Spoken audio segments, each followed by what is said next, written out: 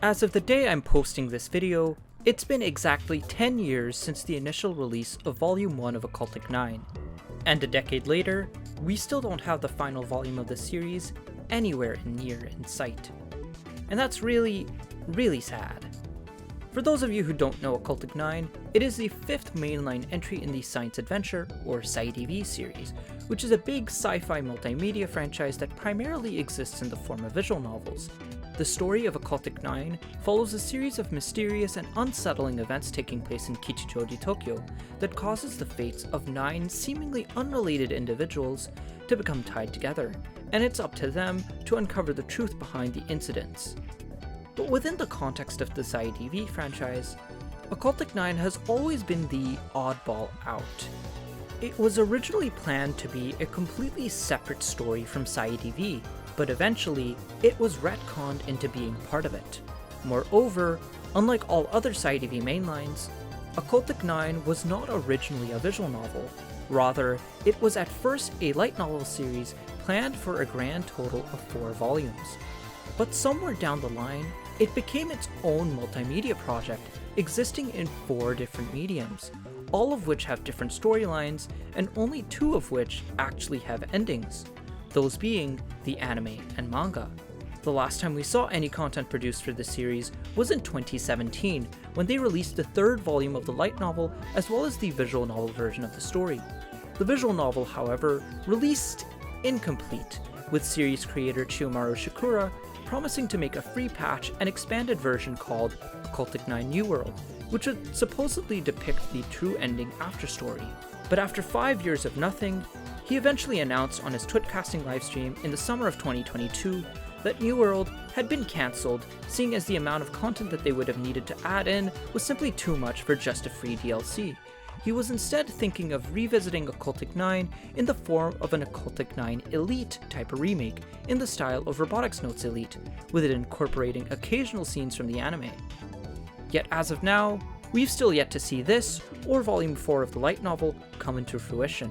When people have asked Chiyomaru about Occultic 9, he's typically given a few different excuses for why it hasn't released yet, from needing to make it as perfect as possible, to needing to focus on anonymous code, to needing to ensure consistency with future titles.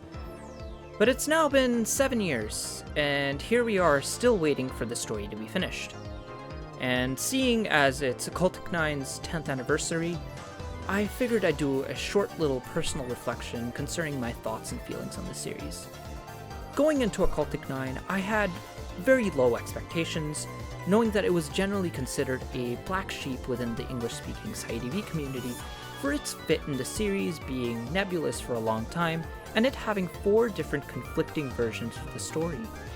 But as I read through the first 3 light novel volumes, I was quite pleasantly surprised by how engaging the story was, especially with it following more than 9 different perspectives. I found that the multi-perspective storytelling in the light novel version really allowed Occultic 9 to flesh out its entire cast in ways that other SciADV entries often weren't able to do as a result of being locked into one character's perspective, at least for the majority of their respective game. And when I went through the anime version, I was blown away by the quality of animation and direction. I found that it really gave Occultic 9 this well-needed sense of identity and uniqueness that separated it from the rest of the series, which I didn't think it had in light novel form, as detailed as it is. And as of now, it's the only non-Steins Gate SciADV anime adaptation that I can recommend to anyone with no prior background in SciADV. And that's not something I was really expecting to be able to say, given the kinds of opinions that generally float around concerning this series. Back when the anime was airing, it was actually pretty decently popular, although its reception was rather polarizing. Unfortunately, a substantial chunk of the audience was alienated by the first episode due to the rapid dialogue and pacing, and some of those who stuck around to the finish line were still left feeling confused. And to an extent, I can understand that its pacing makes it very difficult to follow along for anyone not familiar with the original light novels. But for anyone with basic familiarity with the story, the anime makes for an incredibly engaging watch. I just wish that the IP as a whole was treated a little bit better. Far more so than Occultic 9 being forgotten by the SciADV fanbase, it's neglected by its original creators. The forgotten child in a series of amazing stories. And while I'm sure they're going to want to focus on the Stein subseries, as that is its cash cow and it's its 15th anniversary this year, I can't help but feel disappointed that even a decade later, we still don't have a conclusion to Occultic 9. Please finish Occultic 9, Shiomaru. We're waiting.